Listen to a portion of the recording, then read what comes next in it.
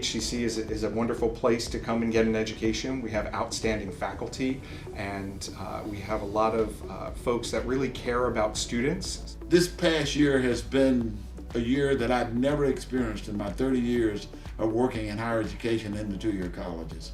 I want to commend, first of all, the staff here at HCC for their Herculean efforts of transforming this instructional delivery to an online format in a very short time.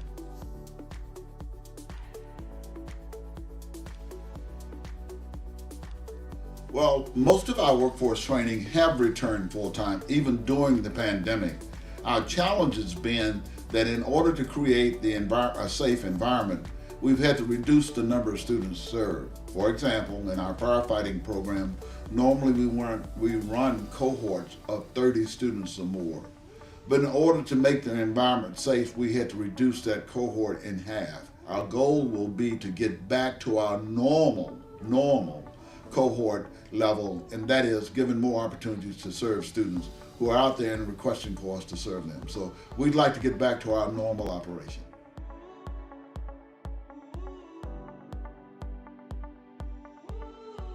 Automotive collision and refinishing technology program is 1,400 clock hours. Basically, the students attend here for 12 months through classroom and lab applications. And then the last 2 months, they do a 2-month internship before they graduate. This prepares them for the field as an entry-level technician. They look to obtain all the basic collision repair and refinishing, estimating, and structural and welding. The welding program here at HCC runs a 1,050-hour basic skills welding program. You'll learn 4 different processes of welding: stick, MIG, flux core, TIG welding. In the TIG welding, you'll learn how to do 3 different types of metal, which is carbon steel, stainless steel, and aluminum. Every single day is packed full of information. Everything from vehicle extrication to building entry, breaching entry into a burning building, dragging hose, of course.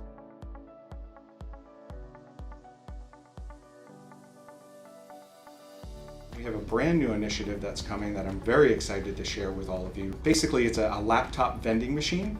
So our students will be able to go to one of our libraries, use their HCC Hawk card, and check out for free a laptop that they can use for a period of time.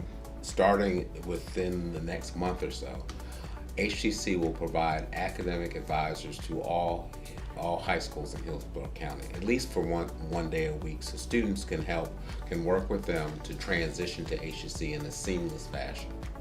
And we're really expecting that to really help families and their students come to HCC. Would you pardon me? I have a phone call. Hello, this is Ken Ray, Hillsborough Community College. Really? Okay. All right. Thank you, Sam. Thanks for sharing that with me. Take care. Bye-bye.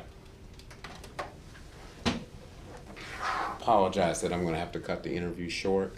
We have an accident at our training center at 50th Street, our 50th Street Training Center, and I'm going to have to cut the interview short, but it is something that you probably want to check out. We are here at the Columbus training site of HCC. According to HCC police, there are 2 victims. It's a result of a vehicle crash. On site here, HCC police say, according to witnesses, a car veered off the road and crashed just behind me, striking a welder working on a natural gas pipeline. HCC Fire and Rescue on scene battling the blaze. Right now, HCC emergency crews are working on 2 victims. One is the welder, the other is the driver of the vehicle. That's all we have here for Hawk TV News. This is William Conway. Back to you. It's going to be on low pressure. If it's pushing too much, we're good. All right, go ahead. Firefighter Bossart, go ahead with your report. Notify command if you need any further assistance until their arrival.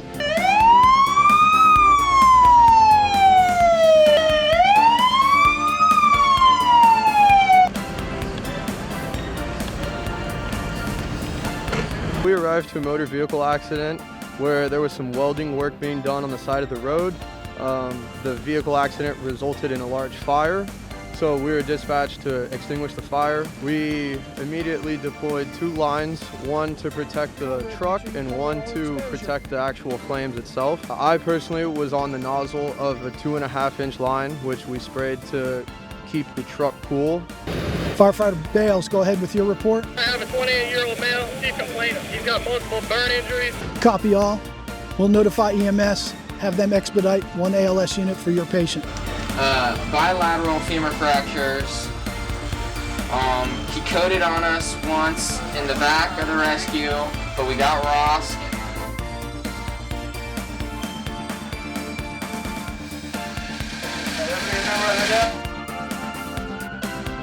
Burn victim and also trauma.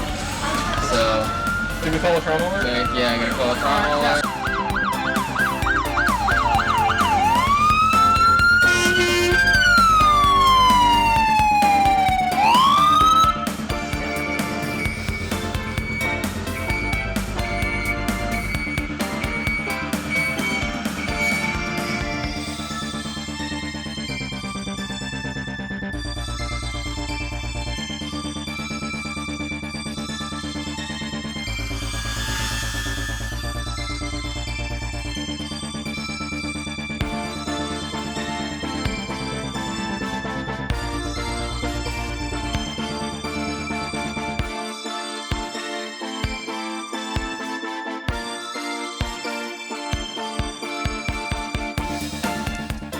All right, 4 milligrams, confirm, push.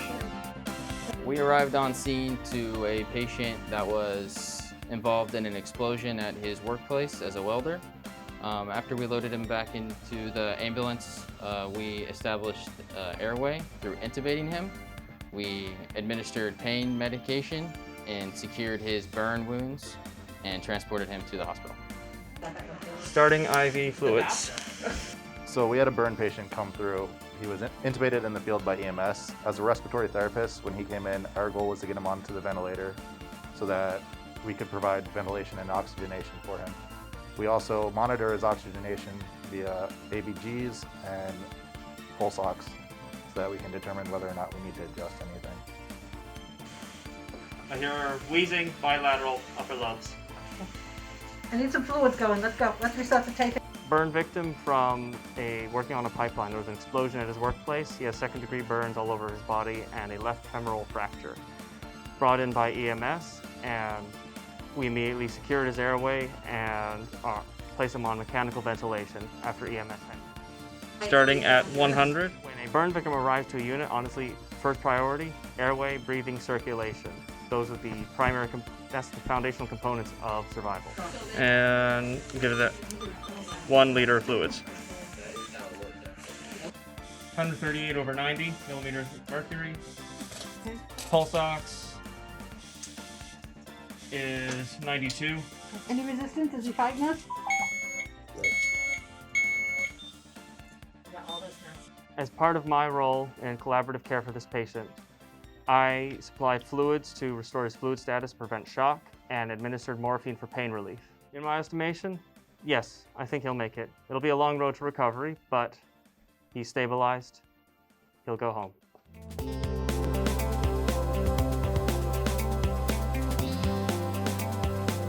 Everything that you've seen today in this presentation was conducted by our HCC students in the roles that they will play in real life after graduation.